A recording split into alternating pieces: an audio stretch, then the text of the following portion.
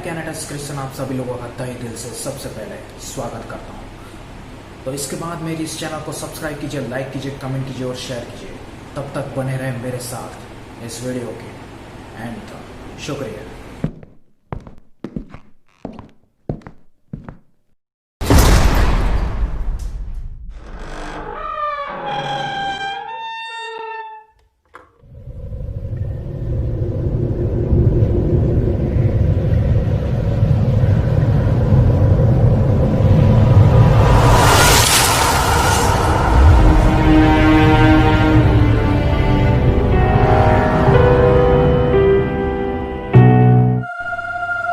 Jack the ripper 125 साल पहले England में 1888 के दशक में एक serial killer Jack the Ripper पूरा आतंक मचा रखा था।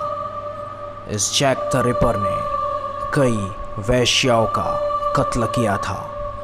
वह कौन था, कहाँ से आया था और क्यों सिर्फ वेश्याओं को ही मारता था, इसके बारे में किसी के पास कोई जानकारी नहीं थी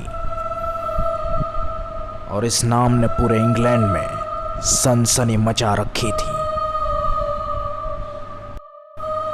सन 1888 के दशक में इस सीरियल किलर ने एक के बाद एक 5 वेश्याओं का कत्ल कर दिया और कत्ल करने के बाद उनकी बॉडी से हैवानियत की।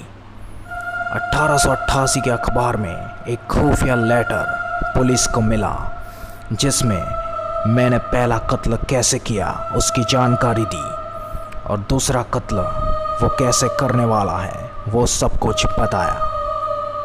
पुलिस को शक था कि ये उसी सीरियल किलर का काम है, लेकिन कोई सबूत नहीं मिला कि यह काम जैक द रिपर का था। लेकिन उसे एक नाम दिया गया, जैक द रिपर, और वह हर बार खून करने के लिए तेज धार वाला खंजर यूज करता था।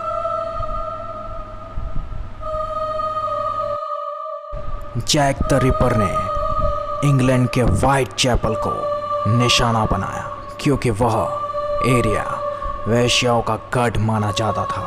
वहाँ पर Mary Ann Nichols, Annie Chapman, Elizabeth Stride, कैब्रिक एडविस, मैरी जैन कैली की बड़ी बेरहमी से हत्या कर दी और 5 की हत्या एक ही तरीके से की गई थी। और निकोलस की लाश 31 अगस्त 3:30 बजे सुबह को पाई गई, जिस पर बड़े काटने के निशान थे और निचला हिस्सा काट कर बेरहमी से फेंक दिया गया था। निकोलस की मौत को 1 हफ्ता ही हुआ था और पुलिस को एनी चैपमैन की लाश सुबह में बरामद मिली और व्हाइट चैपल में ऐसी खूनी वारदातों की वजह से अशांति फैल गई। पुलिस ने तहकीकात शुरू की और वेश्याओं से भी पूछताछ के दौरान उस किलर का हुलिया सामने आया कि वह चमड़ी का लिबास एप्रन पहनकर घूमता था।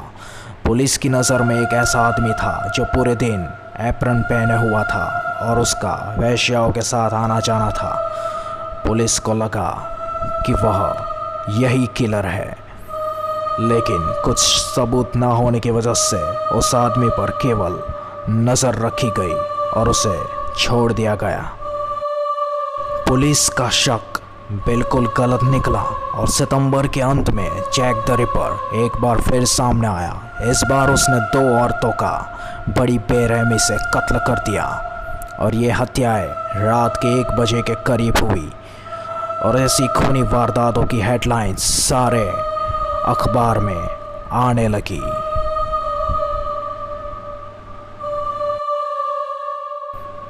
पुलिस को आरोपी की तरफ से चिट्ठियां मिलने लगी और जिनमें से एक चिट्ठी मिली उसमें लिखा था, डियर बॉस, लगातार मैं सुन रहा हूँ कि पुलिस मुझे जल्द ही पकड़ लेगी, पर मैं उनके हथ चढ़ने वाला नहीं हूँ।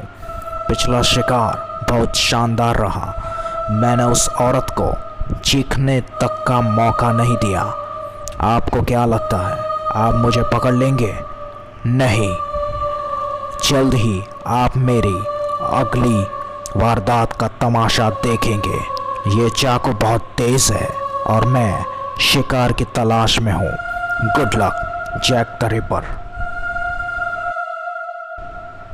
दूसरा खत 16 अक्टूबर को व्हाइट चैपल विजिलेंस कमेटी के प्रेसिडेंट जॉर्ज लस्क को मिला और उस खत के साथ 3 इंच का बॉक्स भी था। वह बॉक्स खोलने के बाद जॉर्ज लस्क के पैरों तले जमीन खिसक गई।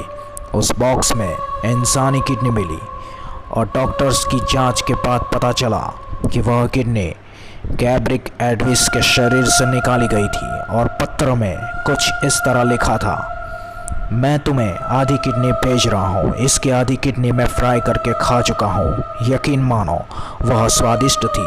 अगर तुम चाहो तो मैं तुम्हें चाकू भी भेज सकता हूँ जिससे मैंने इस खून को अंजाम दिया। मुझे पकड़ सकते हो तो पकड़ लो मिस्टर लस्क। ऐसी खूनी वारदातों के बाद रानी विक्टोरिया को दखल देना पड़ा। पुलिस सुरक्षा बढ़ाई गई और जासूसों को काम पर लगा दिया गया, लेकिन कुछ नहीं मिला।